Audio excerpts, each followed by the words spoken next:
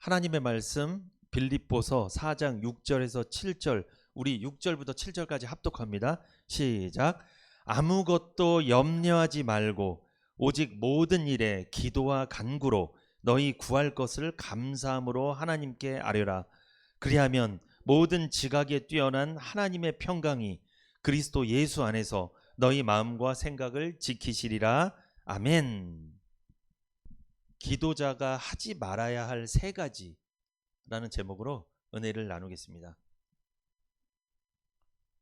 오늘부터 이제 기도에 대한 설교를 좀 하려고 합니다. 이제 우리 기도해야 될 때죠. 지금 나라도 복잡하고 뭐 복잡한 일 많잖아요. 우리 개인의 일상도 우리 인생도 복잡할 때 우리가 기도해야 됩니다. 하나님 앞에. 그래서 기도할 때 기도자가 하지 말아야 될 게 세 가지가 있어요. 이거를 하면 안 돼요. 하면서 기도하면은 응답이 안 됩니다. 그래서 응답받게 하려고, 여러분 응답받게 하려고 기도자가 하지 말아야 될 세 가지에 대해서 오늘 하나하나 좀 살펴보겠습니다. 도대체 뭘 하면 안 되나? 있어요. 하지 말아야 될 게 있어요. 이 빌립보 교회는요, 바울이 2차 선교 여행 중에 유럽에서 처음 세운 교회입니다. 이 빌립보 교회의 초대 성도들이 있어요. 이 창립 멤버들이 있는데 누구냐? 루디아라는 장사꾼입니다. 그리고 빌립보 감옥의 간수, 그 가족들, 이분들이 이 빌립보 교회 초기 성도입니다. 이 빌립보 교회는 바울의 선교 사역을 경제적으로 적극 후원했던 교회입니다. 그 도시는 잘 살았지만 성도들은 좀 어려웠거든요. 힘들게 살았어요. 그러나 바울이 다른 곳으로 선교 갔을 때 선교비를 이제 많이 보냈어요. 이 빌립보 교회가. 이런 빌립보 교회에 큰 도전과 어려움이 있었습니다. 어떤 어려움이 있었냐면, 여러분 이 교회가 어려움을 당할 때는요, 외부적으로 어려움이 있고요, 내부적인 어려움들이 있어요. 양쪽에서 다 당하는 거예요. 이 빌립보 교회도요, 이 외부적인 핍박과 내부적인 이 어려움이 있었는데, 이 외부적으로는요, 로마 정부의 박해가 있었습니다. 그리고 이 빌립보 도시가 이방 도시예요. 이방 문화가 가득 차 있습니다. 그래서 신앙생활하기 굉장히 어려운 도시예요. 특히 여기서 예수 믿는 사람들이 경제적인 어려움이 컸습니다. 이 신앙생활하면서 경제활동하기가 굉장히 어려웠어요. 요즘 여러분 오늘날도 예배생활 다 지키면서 경제활동하기 쉬워요? 어려워요? 어려워요. 진짜 어려워요. 예수 믿는 사람이 제대로 믿으면서 돈 벌기가 쉬운 시대가 아니에요, 사실. 근데 이때는 더 어려웠어요. 경제적으로 어려웠습니다. 그런데도 선교비를 보냈다는 거예요. 그 어려운 교회였는데도. 대단하죠? 그리고 내부적인 어려움이 있었어요. 내부적인 갈등이 있었는데, 이 빌립보 교회 초기 성도들 중에 유오디아라는 사람과 순두계라는 사람이 있어요. 이 유오디아와 순두계는요, 빌립보 교회 여자 성도들입니다. 교회는 여성분들이 많습니다. 우리 교회도 여성분들 많은데요, 이러고 보니까 남자 명 없네요. 다 여성분들이네요. 이 빌립보 교회도 그랬어요. 그런데 여기 유오디아와 순두계라는 사람이 중직자였습니다. 빌립보 교회에서 영향력 있는 사람이었죠. 그래서 바울은요, 이 유오디아와 순두계 이 두 여인에 대해서 복음에 나와 함께 힘쓰던 부녀라고 칭찬까지 한 사람들이에요. 그런데 여러분 보면 칭찬받은 사람이 문제를 일으킬 가능성이 높습니다. 이 바울과 가까웠던 사람이 문제를 일으켰어요. 막 갈등을 일으켰어요. 이 영향력 있는 사람들이었기 때문에 교회에 영향이 컸겠죠. 여러분 교회는요, 중직자가 한번 문제를 일으키면요, 이 영향이 커요. 이게 굉장히 타격이 큽니다. 이 빌립보 교회가 그랬어요. 이 유오디아와 순두계가 싸웠던 모양이에요. 왜 싸웠는지 모릅니다. 무슨 갈등이 있었는지, 무슨 문제가 있었는지 성경에 나오진 않아요. 근데 아무튼 갈등이 있었어요.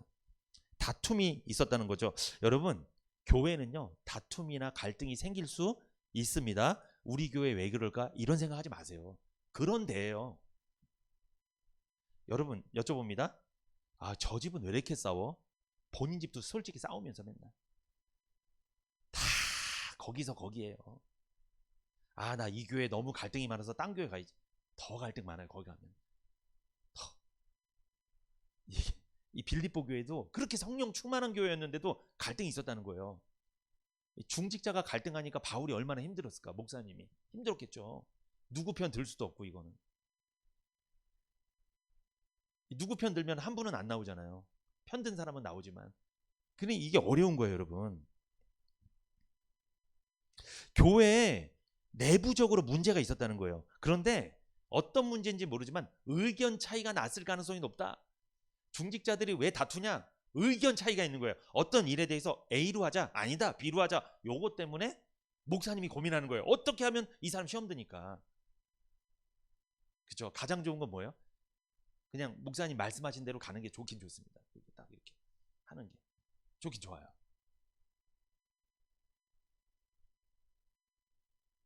그런데 유오디아와 순두개 중에 보니까 순두개가 이름이 순둥이처럼 비슷하잖아요. 근데 실제로는 좀 더 까다로웠던 모양이에요. 이 까다로운 성격의 교인들이 있습니다. 좀 까칠하다고 해야 되죠. 이 유오디아와 순두개 이들의 다툼은 빌립보 교회의 고질적인 문제가 됐어요. 그러니까 계속 갈등이 해결되지 않으니까 교회 전도가 안 되고 막 이게 분위기 안 좋은 거예요. 바울은 어느 편에도 서지 않았습니다. 그리고 이렇게 권면했습니다. 어떻게? 이렇게 권면했어요. 내가 유오디아를 권하고 순두개를 권하노니 주 안에서 같은 마음을 품으라. 너희 안에 이 마음을 가져라. 예수 그리스도의 마음을 가져라. 주 안에서 같은 마음을 품어라. 무슨 뜻이에요? 예수님의 마음이 뭐예요? 용서하고 관용하는 마음이죠. 상대방이 다른 의견을 내더라도 좀 받아주고 이렇게 지내라. 너무 내 주장만 하지 말고. 이게 내부적인 갈등이에요. 빌립보 교회. 그런데 외부적인 핍박 그리고 내부적인 갈등뿐만 아니라 문제가 하나 더 큰 문제가 있었어요. 그게 무슨 문제냐? 거짓 교사들이 교회에 들어왔습니다. 이단들이 교회에 몰래 들어온 거예요. 그래서 복음을 듣고 믿음으로 구원받은 성도들을 유혹을 했습니다. 어떻게? 율법주의로. 유대주의자들이 들어온 거예요. 이 거짓 교사들이 교회 내에 들어왔습니다. 그래서 교회가 쑥대밭이 된 거예요. 막 나는 바울 목사님한테 이렇게 들었는데 이 사람은 이상한 소리를 하네. 그게 막 퍼지는 거예요. 막 교회 내에서. 이단들이잖아요. 이런 어려움들이 빌립보 교회에 있었다. 그래서 바울은 이 사태에 대해서 해결하고 싶었겠죠. 그래서 빌립보서를 쓴 겁니다. 빌립보 교회 성도들에게 보낸 편지입니다. 빌립보서는. 이게 언제 쓰여졌냐면 AD 60년에서 62년경. 그러니까 예수님께서 십자가에 달려 죽으시고 부활하시고 승천하신 이후에 한 30여 년 지난 다음에 바울이 쓴 편지가 빌립보서예요. 바울이 로마 감옥에 갇혀 있을 때 기록했습니다. 옥중서신이라고 하죠. 바울은 빌립보서를 기록하면서 빌립보 교회의 내부적으로 외부적인 핍박, 이 도전과 어려움을 해결하기 위한 해결책을 제시하고 권면했습니다. 또한 빌립보 교회에 대한 사랑과 감사를 표현했습니다. 왜? 그들이 선교비도 계속 보내주고 어려운 상황이었는데도 감사를 표현했습니다. 빌립보 교인들에 대한 사랑을 표현하고 그리고 기쁨과 평안을 강조했어요. 어디 있었는데? 감옥에 있었는데 그는 기쁨과 평안을 강조했습니다. 이게 무슨 뜻이에요? 바울이 감옥에 있었지만 어떻다는 거예요? 기쁘고 평안했다는 거예요. 여러분, 내가 기쁘지 않고 평안하지 않으면 다른 사람한테 이게 전달이 안 돼요. 내가 먼저 기뻐해야 돼요. 내가 먼저 평안해야 돼요. 이게 흘러가는 거예요, 자연스럽게. 이 바울은 감옥에 있었는데 기쁨과 평안을 누리고 있었다는 거죠. 여러분, 오늘 우리가 본 성경이 빌립보서 4장 6절에서 7절이잖아요. 이것은 어떤 말씀이냐? 바울이 빌립보 교회 성도들에게 기도할 때 하지 말아야 될 것에 대해서 말씀한 내용이에요. 절대 하면 안 되는 것. 여러분, 기도자가 하지 말아야 될 것 첫 번째 뭡니까? 한 가지씩 좀 살펴보겠습니다. 같이 읽어볼까요? 시작. 기도자가 하지 말아야 할 첫 번째, 염려입니다. 기도할 때 뭐 하지 마세요? 염려하지 마세요. 염려하면서 기도하면 안 됩니다. 절대 하면 안 돼요. 이거는. 성도는요, 복음을 듣고 믿음으로 죄 사함 받고 거듭난 사람이죠. 성도는요, 구원받은 사람일 뿐만 아니라 기도하는 사람입니다. 성도라면 마땅히 기도하셔야 돼요. 그런데 성도님들이 가장 어려운 게 뭔지 아세요? 솔직히 예배드리고 헌신하고 교제하고 전도하고 하는데 요게 좀 뭐가 어려워요? 기도가 어려워요. 기도가 이게 도대체 어떻게 하는지도 모르겠고 어려워요. 이게 잘 안 해요. 그래서 구원 받으셨다면 기도하셔야 돼요. 해야 됩니다. 그런데 기도자가 하지 말아야 될 것을 만약에 하게 될 때 기도응답이 어렵습니다. 그러니까 염려하면서 기도하잖아요. 막 근심하면서 걱정하면서 기도하잖아요. 응답이 안 돼요. 명심하셔야 됩니다. 이거. 제가 오늘 설교하면서 기도자가 하지 말아야 될 것 3가지 이게 말씀드릴 건데, 사실 이것은요 기도할 때뿐만 아니라 신앙생활할 때도 하면 안 되는 거예요. 사실 기도뿐만 아니라 여러분, 염려는요 신앙생활 하면서도 하면 안 되는 거예요. 기도할 때뿐만 아니고요. 성경은요, 여러분 보세요. 성경의 여러 부분에서 뭐 하지 마라? 염려하지 말라는 말씀이 그렇게 많이 나와 있어요. 예수님도 여러 번 얘기하셨어요. 왜 했을까요? 왜? 이 말을 왜 반복해서 할까요? 목사님은 저도 염려에 대한 설교를 좀 많이 했거든요. 왜 할까요? 염려하시니까. 이렇게 설교 듣고 가도 또 뭐 하니까 나가자마자 혹시 지금 이 순간에 오늘 점심 뭐 먹을까 염려하시는 분이 있어요? 염려하지 마세요. 맛있는 거 있어요. 오늘 점심.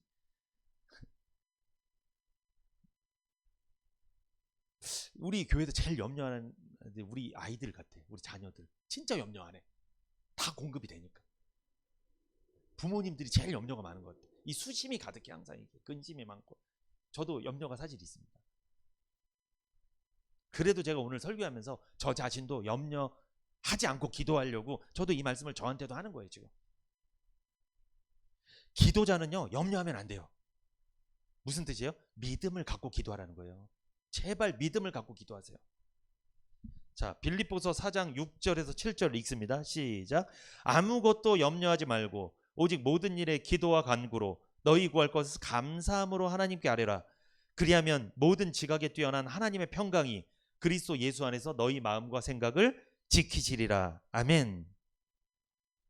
빌립보서 4장 6절에 보면요, 아무것도 염려하지 말라고 하셨죠. 아무것도 무슨 뜻입니까? 모든 일에, 모든 삶에 염려하지 말라. 여러분, 염려하는 건 죄예요. 사실 예수 믿고 구원 받았습니다. 근데 염려하잖아요. 이건 하나님이 죄악으로 인정하는 거예요. 너 나한테 죄 짓네. 누구나 염려하고 사는 거 아닙니까? 라고 물어보실 수 있겠지만 그게 성도들한테 뭐가 된다? 죄가 되는 거예요. 하나님 앞에 죄를 쌓는 거예요. 그게 염려하시면 안 돼요. 여기 염려란 말 있죠. 이 헬라어로 이거예요. 앞에 제가 이렇게 뜻을 다 찾아놨습니다. 염려가 헬라어로 그리스 말입니다. 신약 성경은 그리스 말. 헬라어로 메림나오란 말입니다. 메림나오. 이게 염려예요.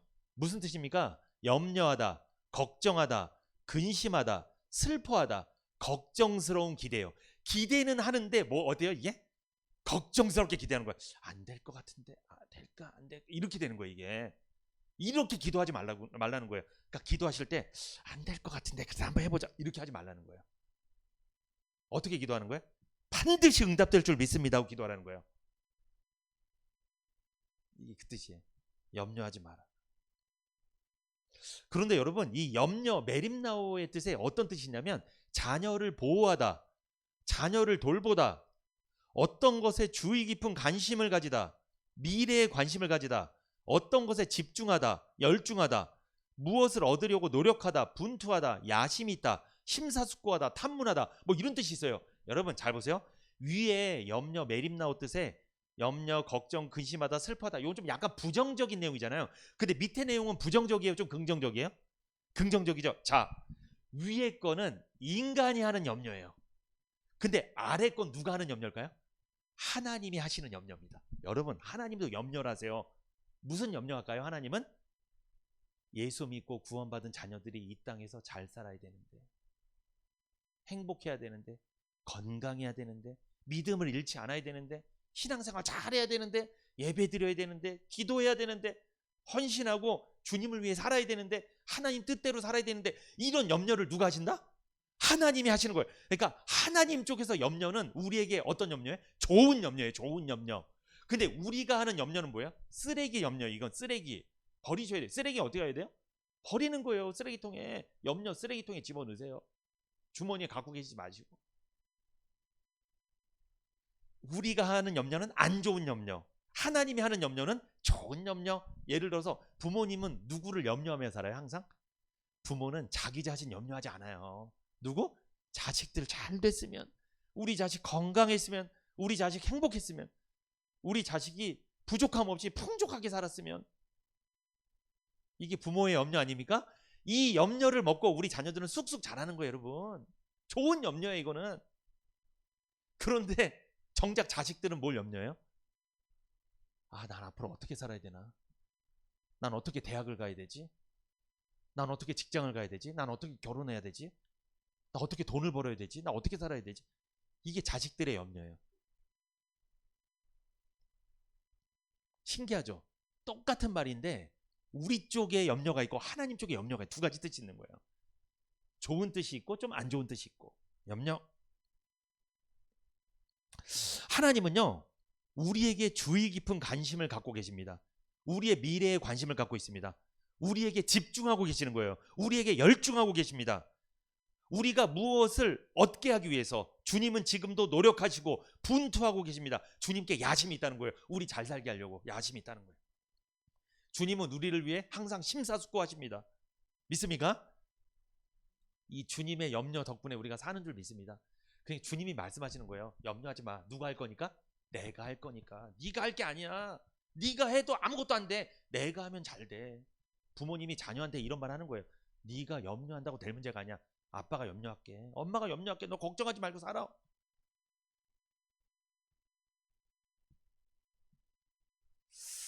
아, 이런 말 해주는 부모님 얼마나 아들이 든든할까. 이렇게.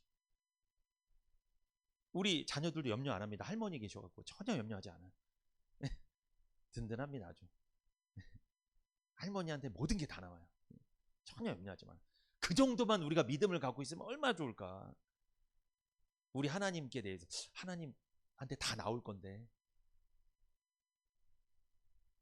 빌립보서 4장 6절에 아무것도 염려하지 말고라고 나오죠. 여기서 염려는요, 이 염려가 여러 가지 뜻이 있잖아요. 그런데 요 빌립보서 4장 6절에 나오는 이 염려라는 말은 어떤 뜻이냐면 쉽게 설명해 드릴게요. 이것은 사람이 어떤 일을 직면했을 때 걱정하는 걸 말하는 거예요. 그러니까 어떤 일이 지금 빌립보 교회 성도들한테 다 직면한 거예요. 어떤 일이 직면했어요? 외부적으로는 로마 정부의 핍박, 그 경제적인 어려움, 내부적으로는 교인들 간의 갈등, 이단들의 막 공격, 이런 것들 있잖아요. 이런 것들에 직면했을 때 그들이 염려했다는 거예요. 그래서 바울이 염려하지 말라고 지금 권면하고 있는 거죠. 특히 빌립보 교회 성도들은 외적으로 로마의 핍박과 경제적 어려움 속에 두려워하고 있었어요. 성도들이 언제 두려워한지 아세요? 경제적으로 어려울 때. 나 예수 믿고 분명히 구원받았는데 나 왜 이렇게 힘들지? 경제적 어려워. 이때 두려워요. 막. 그때 마음속에 딱 자라는 게 뭐예요? 튀어나오는 게 염려입니다. 그게 근심이에요. 걱정이 딱 생기는 거예요. 그리고 교인들끼리 갈등이 일어나고 막 중직자가 막 어지럽히고 이러면요, 성도들 간에 막 염려가 생겨요. 아, 우리 교회 어떻게 되는 거 아니야 이거? 여러분 지금 우리나라도 지금 쑥대밭이죠. 솔직히 나라도 누가 정권을 차지하느냐 이번 주 결판 날 것 같은데 쑥대밭이잖아요 지금. 그러니까 누가 염려해요? 이런 모습을 보니까 국민들이 불안한 거예요. 지금 어떻게 될지 진짜 불안한 거예요. 우리나라가 어떻게 흘러갈지 이게 지금. 교회도 마찬가지입니다. 교인들끼리 갈등이 일어나잖아요. 막 나머지 교인들이, 상관없는 교인들이 막 염려를 해요. 염려 막 이렇게. 그리고 교회에 막 이단이 들어오고요. 이단들의 공격을 받으면요, 염려를 해요. 교인들이. 아, 우리 교회 당하는 거 아니야? 이거 큰일 났네. 염려합니다. 그런데 보세요. 바울 지금 어디에 있어요? 감옥에 있었어요. 아무것도 할 수 없습니다. 쇠사슬에 묶여있는 처지입니다. 그러나 그는 감옥에 있었지만 기쁨과 평안이 있었습니다. 그래서 뭐라고 하는 거예요 지금? 염려하지 말고 기도할 것을 권면한 거예요. 그가. 기도할 때는 아무것도 염려하지 마셔야 돼요. 모든 일에 염려할 시간에 차라리 기도를 하십시오. 염려는 문제를 해결하지 못합니다. 그러나 기도는 하나님의 응답을 가져옵니다. 빌립보서 편지를 써서 빌립보 교회 성도들에게 보낼 때 바울의 상황이 어떠했습니까? 감옥에 갇혀 있었죠. 매우 염려스러운 상황이었습니다. 그러나 바울은 오히려 성도들에게 염려하지 말고 기도하라고 권면했습니다. 여러분도 여러분 상황이 염려스러운 상황일지라도 옆에 교인에게, 가족들에게 어떻게 얘기해야 돼요? 우리 염려하지 말고 뭐하자? 기도하자. 그런데 예수 믿는 사람들이 더 이래요. 가서 어떻게 큰일 나서 나 이제 망했다, 큰일 났다, 이러면 안 돼요. 예수 믿는 사람이 불신자보다 더 염려하면 안 돼요, 사실. 그러면 불신자가 뭐라고 얘기해요? 하나님 뭐하러 믿어 그러면? 여러분, 말 조심해야 돼. 이렇게 막 염려하는 말 너무 많이 하면 안 돼. 염려가 되더라도 어떻게 얘기하셔야 돼? 얘기는 하나님이 먹이실 거야. 하나님이 길을 열어주실 거야. 사막에 길을 내고 강을 내시는 분인데 못 하시겠어 이거를? 내 문제 하나 해결 못 하시겠어? 하실 거야. 이렇게 고백하시기 바랍니다. 이렇게 하셔야 돼. 이렇게. 왜 그럴까요? 우리 말을 들어요. 하나님이요 보청기를 끼신 것도 아닌데 귀가 좋으세요. 아주 좋으세요. 귀가 다 들어요. 우리가 무슨 낱말은 새가 듣고 반말은 쥐가 듣습니다. 그런데 낱말이든 반말이든 다 누가 들어요? 하나님이 듣고 계신다는 거 아셔야 돼요. 다 들어요. 왜 염려하며 기도하지 말라고 했을까요? 염려하면서 기도하는 자는 응답을 받을 수 없기 때문입니다. 여러분, 자 여기 보세요. 누가복음 21장 34절 시작. 너희는 스스로 조심하라. 그렇지 않으면 방탕함과 술취함과 생활의 염려로 마음이 둔하여지고 뜻밖의 그날이 덫과 같이 너희에게 임하리라. 여기 주님께서 말씀하십니다. 너희는 스스로 뭐해라? 조심하라. 무슨 뜻이에요? 경각심을 가지라는 거예요. 경각심을. 그냥 되는 대로 지내지 말고, 흘러가는 대로 지내지 말고 경각심을 가져야 된다. 자, 무엇을 경각심을 가져라? 방탕함 나오죠. 여기 보면. 여러분, 우리는요 예수 믿고 구원받은 사람은 방탕하면 안 됩니다. 이게 방탕함이 뭐예요? 도덕적으로 타락하는 거예요. 그리고 육체적 욕망에 빠지는 거예요. 육신이 좋아하는 거 하면서 하는 거예요. 이래서는 안 돼요. 그리고 이 방탕함은 영적으로 타락하는 걸 말하는 거예요. 그러니까 복음의 말씀 외에 다른 말씀을 자꾸 듣는 거예요. 다른 것에 영향을 받는 거예요. 막 이단에 빠지고 이단에 막 미혹되고 이래서는 안 돼요. 이게 방탕한 거예요. 여기 술 취함 나오죠, 여러분. 술 취함. 이게 뭐예요? 이게 술 먹는 거 말할까요? 술 취함? 이게 뜻하는 의미가 있어요. 무슨 뜻일까요? 이것은 절제하지 못하고 쾌락을 쫓는 삶을 말하는 거예요. 절제가 안 되는 거예요. 절제가. 이게 술 취하는 거예요. 그리고 거기 보면 뭐가 있어요? 생활의 염려. 이건 무엇입니까? 세상의 걱정과 재물에 대한 집착이에요. 막 걱정하고 나 이거 돈 어떻게 벌어야 되는데 막 재물에 대해서 나 이거 없으면 망하는데, 이게 생활의 염려입니다. 이런 것들, 방탕함, 술 취함, 생활의 염려가 있으면 마음이 어떻게 된다? 둔하여진다. 이 마음이 둔하여진다. 무슨 뜻입니까? 영적으로 무감각해집니다. 죄에 대한 민감성이 사라집니다. 무슨 뜻이에요? 죄를 졌는데 죄인 줄 몰라요. 다 그렇게 살아? 왜? 나만 그러는 거 아니야? 여러분, 예수 믿는 사람이 이런 소리 더 잘해요. 다 거짓말해? 다 사기치고 살아? 그래야 잘 살아 요즘에는. 왜? 예수 믿는다고 해서 똑같잖아. 그렇게 살아야지. 그렇게 안 하면 바보야. 요즘에는 바보야. 이게 죄에 대한 민감성이 사라지는 거예요. 이게 영적으로 둔해지는 거예요. 무감각해지는 거예요. 이게 마음이 둔해진 거예요. 이게 정상이 아닌 사람인 거예요. 이 사람이. 그리고 여러분, 마음이 둔하여졌다. 무슨 뜻입니까? 하나님에 대한 갈망이 사라진다. 말씀에 대한 갈급이 사라진다. 그러니까 말씀 듣는 거 싫어하고 지겨워하고 말씀이 나한테 필요 없다고 생각해요. 이제는 하나님이 필요 없다는 거예요. 누가 그런다는 거예요? 구원받은 사람이 그럴 수 있다는 거예요. 여러분, 이게 믿음이 약해지는 거예요. 그러니까 천국 가는 사람이 이런다니까요. 그래서 여러분, 여기 보세요. 방탕함, 술 취함뿐만 아니라 뭐가 나와요? 생활의 염려. 그래서 여러분, 생활에 대해서 너무 염려하시면 안 돼요. 그러면 사단이 확 역사해버려. 거기에 사단이 그때 놀이터입니다. 거기 딱 들어가버려. 그래서 죄를 져도 죄인지 모르고 영적으로 민감해지지 않고 말씀도 싫어하고 신앙생활 싫어하고 예배 나가는 것도 싫고 이렇게 돼버리는 거예요, 순서가. 그런데 보세요. 누가복음 21장 34절. 뜻밖의 그날이 덫과 같이 너희에게 이 말이라. 여러분, 산에 올라가다가 사냥꾼이 놓인 덫에 걸리면 어때요? 넘어지고 깜짝 놀라죠. 크게 다치잖아요. 덫은 예상이 된 거, 예상이 안 된 거예요? 산에 올라갈 때 덫에 걸리면 너희들이 놀랄 것이다. 그렇게 누가 올 거다? 주님이 오실 것이다. 너희가 알 수 없는 그때. 여러분, 도둑놈이 예고하고 와요, 예고 없이 와요? 예고 없이 도적이 임하는 것처럼 주님이 그렇게 예고 없이 오실 거라는 거예요. 덫에 딱 걸리면 오! 놀라는 거죠. 그때 놀랄 사람 많을 거라는 거예요. 그때. 그날에 준비되지 않은 사람들. 어떤 사람? 구원이 준비되지 않은 사람들. 거듭나지 못한 사람, 죄사함 받지 못한 사람, 복음이 안 믿어진 사람, 그리고 상급이 준비되지 않은 사람, 그리고 말씀이 준비되지 않은 사람은, 그때 약속이 준비되지 않은 사람은 덫에 걸린 사람처럼 깜짝 놀라게 될 거다. 큰 충격을 받게 될 거라는 거예요. 그래서 미리 준비하라는 거예요. 뭘 준비해야 돼요? 구원을 준비하셔야 되고, 상급을 준비하셔야 되고, 말씀을 준비해야 됩니다. 복음을 준비하셔야 돼요. 그래야지 안 놀라요. 지금 그래서 방탕하고 술 취하고 생활에 염려할 시간 없어요. 그랬다가는 준비가 안 되는 거예요. 그 주님이 오시면 놀라는 거예요. 그러면 깜짝 놀라는 거예요. 왜 놀랄까요? 준비가 안 돼 있으면 놀라는 거예요. 내일이 시험이야. 하나도 준비가 안 돼 있어. 놀라죠. 평상시 준비가 돼 있잖아요. 내일 시험에도 걱정 안 해요. 그냥 보면 되는 거예요.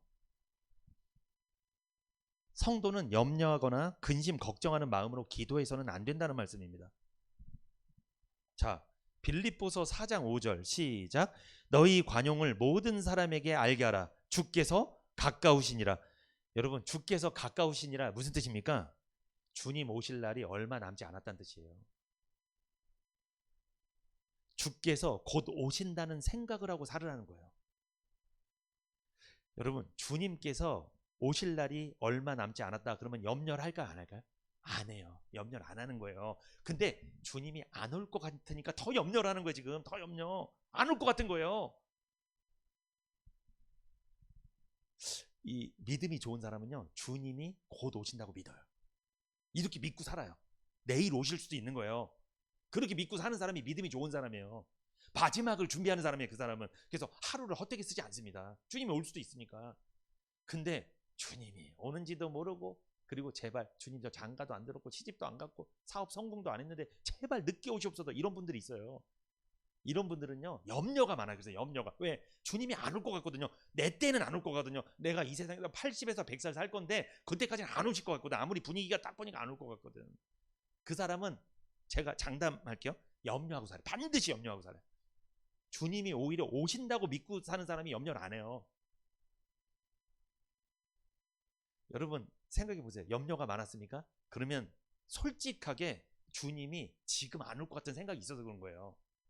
이거 인정하지 않을 수 없습니다. 이게 그 말씀이에요. 주께서 가까우시니라.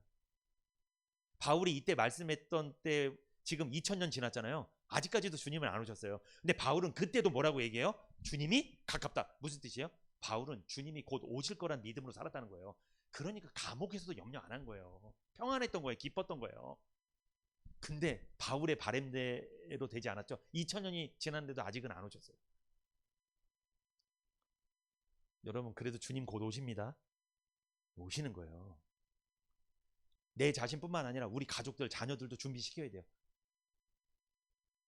이 직장, 학교, 세상만 준비시키지 마시고 이 구원을 준비시켜야 돼요. 구원을 특히. 퀴즈 하나 내드리겠습니다. 기도의 반대말이 뭘까요? 기도의 반대말. 기도의 반대말은 기도 안 하는 것, 이게 아닙니다. 기도의 반대말은 염려입니다. 염려는요, 아무 유익이 없어요. 이익이 없다는 거예요, 염려는. 자, 마태복음 6장 27절 같이 읽어봅니다. 시작. 너희 중에 누가 염려함으로 그 키를 한 자나 더할 수 있느냐. 여기 마태복음 6장 27절에 염려 나오죠. 요것도 아까 헬라어로 메림나오라고 했죠. 그 단어가 똑같이 쓰였어요. 여기도 메림나오. 그런데 여기 마태복음 6장 27절에 염려라는 말은요, 무슨 염려냐면 이거는 자기 염려를 말해요. 자기가 막 염려하는 거예요. 누가 말해주지도 않았는데 본인 혼자 생각하고 염려하는 걸 말하는 겁니다. 주로 일상생활에서 직면하는 빈곤과 굶주림, 기타 걱정거리들에 대한 이 반응이에요. 본능적인 반응이에요. 이 염려는. 여러분, 인간은요, 무거운 짐이 가해지면요, 자신은 무기력하게 직면할 수밖에 없는 그러한 운명에 처한 것으로 생각합니다. 인간이 염려하는 것은 좀 본능적인데요, 이것은 자기가 당면한 문제로부터 최선을 다해서 자신을 보호하려고 노력하기 때문이죠. 그래서 여러분, 여기 보세요. 마태복음 6장 27절에 키라고 나오죠. 요게 헬라어로 헬리키아라는 말입니다. 헬리키아, 키. 무슨 뜻이냐? 나이, 수명, 그리고 이 신장, 키를 말하기도 해요. 그런데 마태복음 6장 7절에서는 그 키가 신장을 말한 게 아니고 뭘 말한 거다? 나이나 수명을 말한 겁니다. 나이나 수명. 너희 중에 누가 염려함으로 그 키를 한 자나 더 할 수 있느냐? 이게 무슨 뜻입니까? 이게 너희 중에 누가 걱정한들, 염려한들 수명을 1초라도 더 늘릴 수 있는 사람이 있느냐? 이걸 물어보시는 거예요, 주님이. 너희가 걱정한다고 해서 너희 수명이 연장될 것 같으냐? 이 말을 하시는 거예요.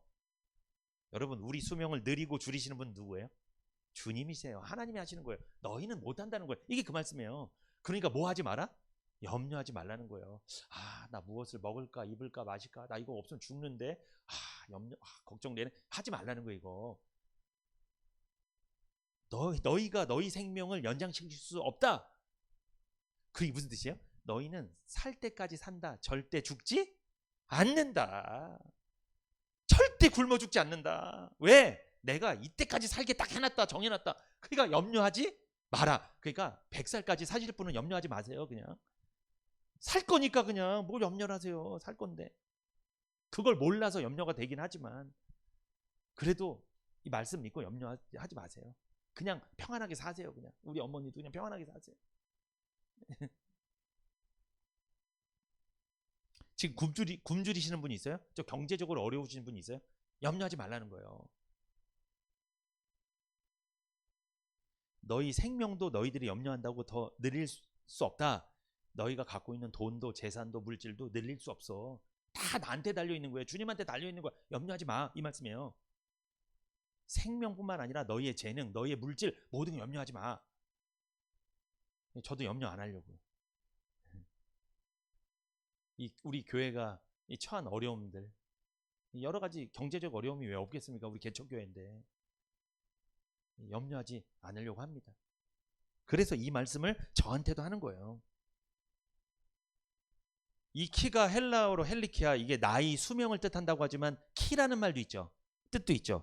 여러분, 우리가 키 1cm 키우는 것도 우리가 할 수 있습니까? 못하죠. 우리 능력으로는 우리 키를 1cm 못 키워요. 그런데 우리 수명을 하루라도 더 연장시킬 수 있겠냐 이 말이에요. 키도 1cm를 못 늘리는 사람들이 어떻게 수명을 하루를 더 연장시키냐는 거예요. 사람은요, 자신의 육체적 나이에 아무런 영향력을 행사할 수 없다는 겁니다. 인간이 아무리 근심하고 염려한들 키를 1cm라도 키울 수 없는 그 인간이 자신의 수명을 하루라도 더 연장시킬 수 없다는 말씀이에요. 그래서 염려하지 말라고 하신 거예요. 염려하고 근심하고 걱정하는 것은 어리석은 일입니다. 하나님 없는 자의 짓입니다. 왜냐하면 염려하고 근심 걱정하는 것은 하나님 아버지께서 자녀들을 돌보고 계시는데 그것을 의심하는 것이기 때문에 그래요. 공중의 새를 먹이시고 잠깐 피었다 지는 들꽃도 아름다운 것으로 입히시는 하나님은 자기의 가장 사랑하고 소중히 여기며 이뻐하는 피조물인 인간을 위해서는 더 많은 것들을 행하실 것임을 믿으십시오. 하나님은 자기 자녀들이 필요한 모든 것을 잘 알고 계시는 아버지십니다. 이 사실을 잊어버리거나 믿음이 연약해져서 염려하고 근심 걱정한다면 이것은 이방인이 하는 짓을 하고 있다는 거예요. 하나님을 모르는 사람, 하나님 자녀가 아닌 사람들이 하는 짓을 왜 하냐는 거예요. 하나님 자녀는 그렇게 살면 안 돼요. 염려하고 살면 안 돼요. 부모가 언제 속상할까요? 아들이 부모 없는 아이들처럼 생각하고 염려하고 살아. 너는 부모가 있는데. 이런 부모가 기분이 좋아요, 나빠요? 굉장히 나쁜 거예요. 이건 자존심 상하는 거예요, 사실. 너는 부모가 있는데 왜 부모 없는 애들처럼 염려하고 살아? 아빠가 다 해줄 건데, 엄마가 다 해줄 건데. 우리 하나님 마찬가지예요. 불신자 이방인들은 부모가 있어요, 없어요? 영적 부모가 지금 없어요. 고아란 말이에요. 그들도 당당하게 사는데 너희들은 하나님의 아버지인데 왜 이렇게 어깨가 축 늘어져서 그렇게 교회만 갔다 오면 왜 이렇게 늘어지고 왜 그렇게 사냐는 거예요. 그렇게 살지 말라는 거예요. 당당하게 사시기 바랍니다. 우리 하나님을 근심시키면 안 돼요. 우리는 언제 염려하지 않을 수 있을까요? 언제 염려하지 않을 수 있어요? 방법을 알려드릴게요. 모든 일을 하나님께 맡길 때 염려하지 않을 수 있습니다. 자, 그래서 베드로전서 5장 7절은 말씀합니다. 시작. 너희 염려를 다 주께 맡겨버리라. 이는 저가 너희를 권고하심이니라. 너희 염려를 다 주께 맡겨라. 다 갖고 있지 말고 다 맡겨, 염려를. 그러면 하나님이 염려하셔서 우리를 다 돌봐주실 거야. 염려는 너희가 하는 게 아니야. 하나님이 하시는 거야. 다 주께 맡겨. 자녀들아, 부모님께 염려를 다 맡겨라. 부모님이 다 해주실 거야. 베드로전서 5장 7절에 권고하심이라 나오죠. 여러분, 권고. 이게 헬라어로 멜로라는 말입니다. 권고. 이게 관심을 가지다, 돌보다, 염려하다 이런 뜻이에요. 그러니까 하나님이 권고한다는 건 뭡니까? 관심을 갖고 돌보시며 오히려 염려해 주신다는 거예요. 너의 앞길을 오히려 하나님이 염려해 주신다는 거예요. 그냥 염려하지 마세요. 하나님 책임지실 거예요. 이거 믿으라는 거예요. 이거 믿어야 돼요. 이렇게 기도하셔야 돼요. 하나님이 우리 시흥은혜교회 모든 성도님들 권고하시는 줄 믿습니다. 보살피고 계신 줄 믿습니다. 이거 믿어야 됩니다. 자, 이사야 49장 15절에서 17절 같이 읽어봅니다. 시작. 여인이 어찌 그 젖 먹는 자식을 잊겠으며 자기 태에서 난 아들을 긍휼히 여기지 않겠느냐. 그들은 혹시 잊을지라도 나는 너를 잊지 아니할 것이라. 내가 너를 내 손바닥에 새겼고 너의 성벽이 항상 내 앞에 있나니 내 자녀들은 속히 돌아오고 너를 헐며 너를 황폐케 하던 자들은 너를 떠나가리라. 아멘. 이 말씀은요, 하나님께서 포로 생활 중인, 바벨론 포로 생활 중인 이스라엘 백성들에게 위로하며 전하신 말씀이에요. 위로하는 말씀이에요. 지금 이스라엘 백성들은 포로 생활 중입니다. 그래서 그들은요, 너무 포로 생활 힘드니까 누구 잊어버렸어요? 너무 힘드니까. 사람이 너무 힘들잖아요. 고난을 당하잖아요. 하나님 잊어버려요. 말씀도 잊어버려요. 교회 가는 거 막 잊어버린단 말이에요. 그런 이스라엘 백성들에게 하나님 위로합니다. 나는 너를 잊지 않았다. 이 말씀이에요. 나는 이스라엘 너희들을 결코 잊지 않는다. 비록 너희가 죄를 져서 징계를 당해서 지금 포로 생활하고 있지만 나는 너희를 깊이 사랑한다. 위로의 메시지입니다. 왜 그럴까요? 하나님은 아버지가 되시고 이스라엘은 그분의 자녀이기 때문에 그래요.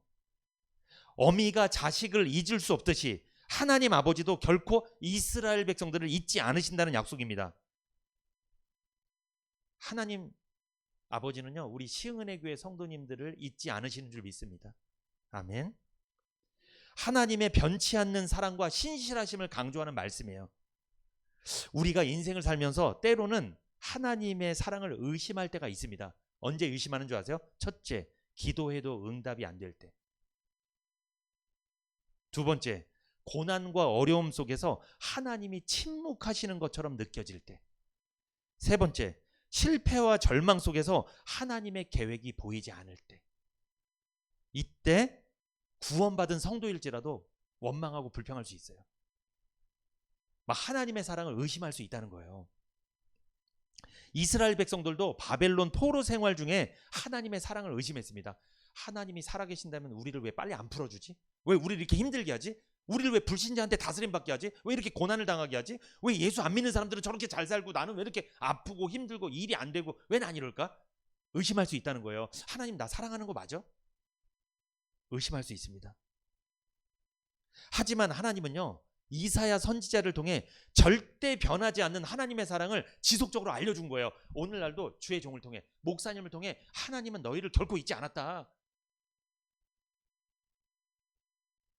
그거 기억해줘. 너희들 결코 잊지 않아. 시흥은혜교회 성도들이 잊지 않고 있어. 이거를 목사님 통해 알려주는 거예요 지금. 이사야 선지자를 통해 이스라엘 백성들에게 알려준 것처럼 여러분 우리도 포로 생활이잖아요. 세상에 나가면 돈의 포로, 사람의 포로, 직장의 포로, 사업의 포로, 전부 다 포로 생활하잖아요. 다 끌려다니면서 살고 있잖아요. 힘내시라는 거예요, 하나님이. 여러분 이사야 49장 15절 보세요. 여인이 어찌 그 젖먹는 자식을 잊겠으며 자기 태에서 난 아들을 긍휼히 여기지 않겠느냐. 그들은 혹시 잊을지라도 나는 너를 잊지 아니할 것이라. 어머니가 갓난 아기를 잊어버리는 일은 있을 수 없는 일이죠. 하지만 사람은 연약하기 때문에 때로는 사랑하는 사람을 실망시키고 심지어 부모조차 자녀를 버리는 경우도 있습니다. 자녀를 딱 낳는데 버리고 가버려요. 그냥 이런 경우 있어요. 인간에게는 그런 일이 벌어질 수 있습니다. 그러나 하나님은 결코 우리를 잊지 않는다는 거예요. 여인은 아기를 버릴 수 있어도 때로는, 그러나 하나님은 한다 안 한다? 하나님은 절대로 너희를 잊지 않겠다. 너희를 버리지 않겠다. 왠지 아세요? 하나님은 인생이 아니어서 그래요. 왜 부모가 때로는 힘들어서 자녀를 버릴까요? 연약하기 때문에 그래요. 본인도 살기 힘드니까 버리는 거예요. 근데 하나님은요, 어렵지 않은 분이에요. 하나님은 부자예요. 하나님 못할 것이 없는 분이에요. 전능하신 분이에요. 그러니까 하나님 우리 끝까지 책임지신 줄 믿습니다. 여러분 인생에서 부모님한테 실망하신 분들은 하나님 믿으세요. 하나님 아버지 믿으세요. 위로 받는다니까요. 그러니까 내가 이 육신의 아버지한테는 사랑 못 받았어도 하나님 아버지 사랑 받으면 되잖아요. 그러면 상처가 치료됩니다. 어떤 아이가 길을 잃었을 때 부모는 온 힘을 다해 찾아다니겠죠. 마찬가지로 하나님은 우리를 절대 포기하지 않으신다는 거예요. 우리가 어디에 있든지 찾아오신다는 거예요. 우리의 실수와 연약함에도 불구하고 하나님은 여전히 우리를 사랑하시는 줄 믿습니다. 하나님은 우리의 기도를 잊지 않으십니다. 우리의 눈물을 보십니다. 여러분, 부모와 자녀가 거리가 가장 가까울 때가 언제입니까? 언제예요? 용돈 줄 때가 아니에요. 자녀가 아파서 누워있을 때입니다. 이처럼 우리가 힘들 때 하나님은 우리 더욱 가까이에 계심을 믿으십시오. 여러분 요즘 뭐가 힘드세요? 뭐가 안 되세요? 축복합니다. 누가 가까이 계신 거예요? 하나님이 너희를 절대 잊지 않고 너희 곁에 계신다는 거 꼭 기억하세요. 내가 힘들 때, 아이들이 힘들 때 부모가 가장 가까이 있는 거잖아요. 물수건도 얹어주고 약도 타주고 물도 먹이고 병원도 데려가고.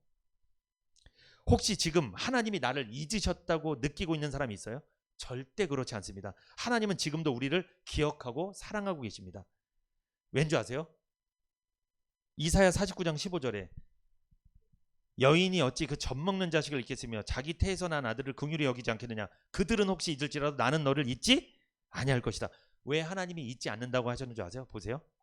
이사야 49장 16절 시작. 내가 너를 내 손바닥에 새겼고 너의 성벽이 항상 내 앞에 있다. 어디다 새겼대요?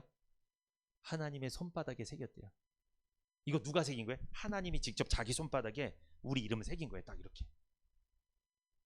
자기 이름, 내 이름 세 글자 딱딱 새겼어요. 이게 어디 메모 수첩에다 새긴 게 아니고요. 손바닥에 새겼다는 건 지워진다는 거 안 지워지는 거예요?